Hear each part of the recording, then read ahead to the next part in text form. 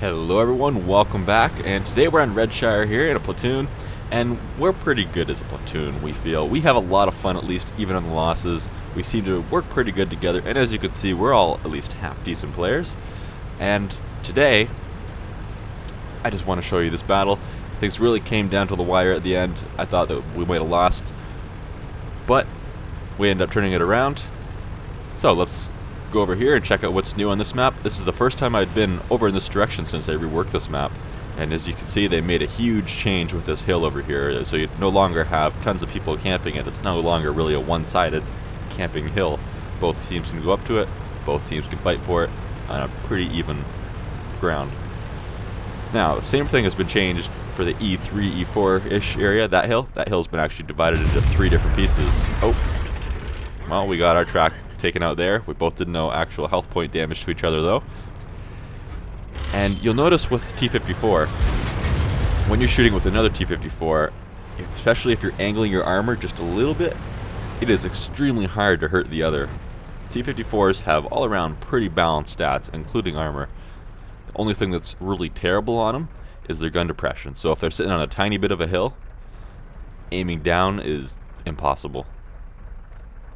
I guess it kind of shares some of the Chinese tanks' stats with that, because I think that a lot of the Chinese tanks have that same problem, if I'm not mistaken, although I haven't actually driven a Chinese tank except for the Type 59 myself, which hardly even counts.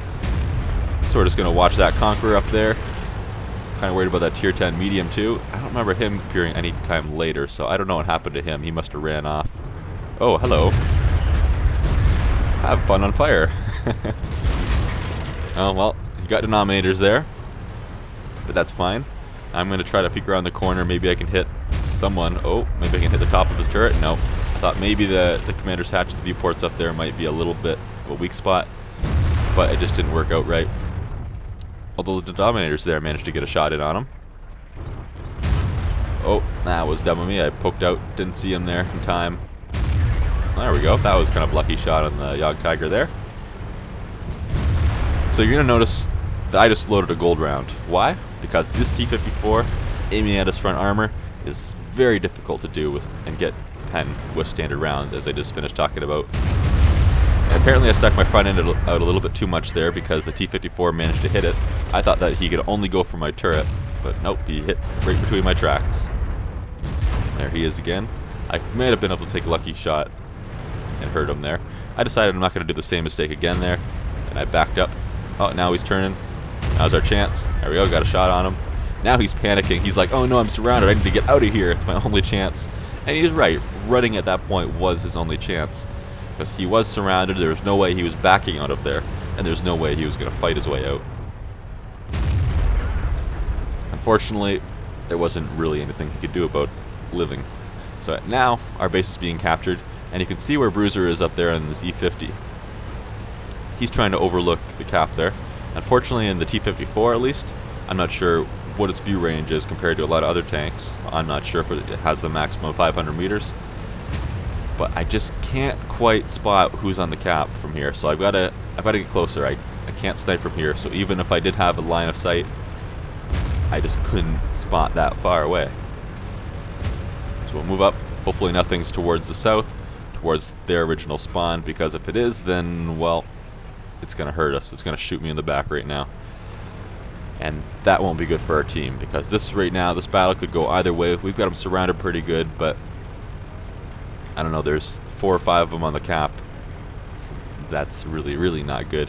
I'm going to go up on this hill, which I wasn't liking the idea of. First off, because these guys are probably looking at me. We got lucky and got through the front of the Tiger too there. Front of his turret. Oh, there's the Frenchie. Hi there. Show me the back of your turret. I love shooting the back of things' turrets. Except the IS-3. I bounced my T-95 with a premium round off the back of an IS-3 turret. It was at 400 or 500 meters, but still. Oh, and there we go, taking hits from the south. I have no idea what it was, but it bounced off the side of our turret, so I think we got a little lucky there. Oh. The E-100 hit us with a pretty good sized shell there. Judging by how much module damage that did, I can only assume that was a high explosive round. Which I know they often shoot high explosive rounds. And now I'm trying to get it through his What would it be? A commander's hatch up there? No, that's not a commander's hatch. It's viewports. The little thingy on top of his turret. And right now, I'm really concerned about stuff hitting me from the south again. I don't know what it was that hit me, which scares me. I don't know where that... Oh, okay. I do know where the Waffenträger is. That would be the scariest thing. The T-95, though, that's pretty scary, too. I know where the tortoise is on the mini-map. My guess is it's the IS-3 that's shooting me, but it's hard to say. Oh, there's the T-95, so I don't think it was him. He's not really in a spot that he can hit me. So we're going to back up here, though, because we can't risk taking another shot from over there. But we can't just sit here the whole game. They're not going to feed themselves to us. So we need to make a bit of a move, which we'll do in just a moment here. And I was originally going to record this episode in colorblind mode to see what you guys thought about that, because I know that it is kind of hard for those of you who are colorblind to see certain things. Specifically, like the reds, I think, are hard to see, and it would change the color of... If I went to colorblind mode, it would change the color of the above tank icon. So I think the enemy would be a purplish color, alloys would be maybe a yellowish. So, I don't know, those of you who are colorblind, let me know in the comments what you think about that. Is that a big help? Or is this not that hard to see after all? Let me know. And those of you who aren't colorblind and maybe have seen other people's videos who record in colorblind mode, what do you think about the whole colorblind thing? We'd get a lucky shot in on him. That would have been great. But I personally feel that the colorblind mode, it's good for those people. But I tend to see the enemy and not realize that they're the enemy just because they're a different color than I'm used to seeing. I guess I kind of just ignore the green color. Every color except red. Look at that guy. That FV just ran the E100. I think that's what got him killed. I don't think he got shot there. But now I'm waiting for my chances. Bruiser's down there rushing the 1390. E100 missed him. T-95 there is scaring me. I do not want to get hit by him. Oh, other stuff is shooting at me other than the T-95. Again, must be the IS-3. Must be still down in the south, as we'll find out he actually is in a second. Until then, though, I need to wait for somebody to make a mistake, either the T-95 to turn away, or the IS-3 to show himself. In the meantime, though, I'm just going to stay on the side of the hill on the cap. Oh, I was thinking about peeking over and maybe trying my luck at his hatch, but he's looking pretty much directly at me. Oh, there he is. He's toast. 152 got him. He's the farthest one away, but no problem. Now, where could that IS-3 be? Okay, he's over by the ISU. I know that because this is a replay. But he's going to make a bit of a mistake here in a second. Now, watch very carefully.